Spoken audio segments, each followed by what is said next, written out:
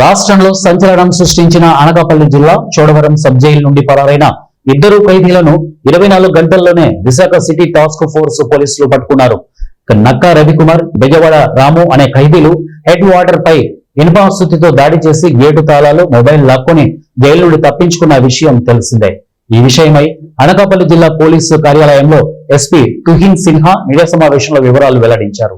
ఈ ఘటనపై రాష్ట్ర వ్యాప్తంగా లుకౌట్ నోటీసులు జారీ చేసిన అనకాపల్లి జిల్లా పోలీసులు విశాఖ సిటీ టాస్క్ ఫోర్స్ సహకారంతో విశాఖ నగరంలోని గొల్లలపాలెం జంక్షన్ వద్ద వారిని పట్టుకున్నారు. విచారణలో వీరు నేరాన్ని అంగీకరించారు. సహా ఖైదీ ఏకస్వామి ప్రేరేపణతో ఈ కుట్ర జరిగిందని తేలింది. దొంగలించిన మొబైల్ ను స్వాధీనం చేసుకున్నారు. ఏకస్వామిని కూడా నిందితుడిగా కేసులో చేర్చారు. జిల్లా ఎస్పీ తుహిన్ సిన్హా మాట్లాడుతూ జైలు సిబ్బంది నిర్లక్ష్యం కారణంగానే ఈ ఘటన జరిగిందని, దీనిపై అంతర్గత విచారణ కొనసాగుతోందని స్పష్టం చేశారు.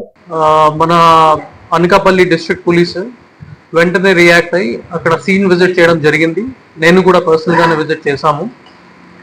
అక్కడ మన సీసీటీవీ కెమెరా చూసుకుంటే ఇది అన్ని మనకి బయటకి తెలిసింది. తర్వాత మనం మల్టిపుల్ టీమ్స్ ఫామ్ చేసి నియర్ బై డిస్ట్రిక్ట్స్ కూడా ఇన్ఫార్మ్ చేయడం జరిగింది. రేడియో మెసేజెస్ కూడా త్వరగానే ఫ్లాష్ చేయడం జరిగింది.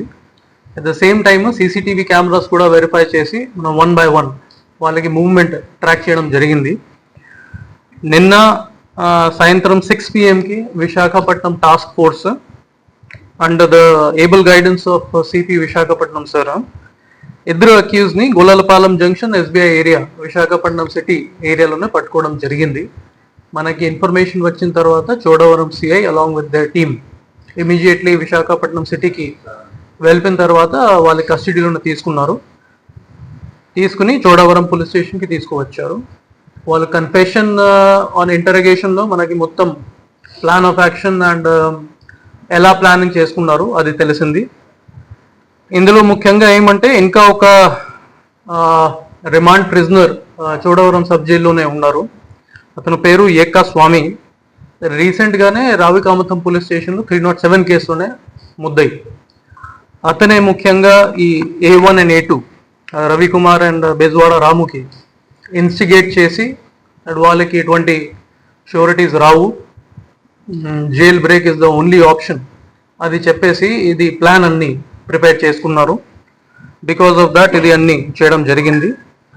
Main reason for their escape ఏమంటే మన 3 రీజన్స్ మనకి బయటకి తెలిసింది in preliminary enquiry. Number 1, A1 and A2కి బెయిల్ వచ్చిన తర్వాత కూడా వాళ్ళు షూరిటీస్ అరేంజ్ చేయలేకపోయారు.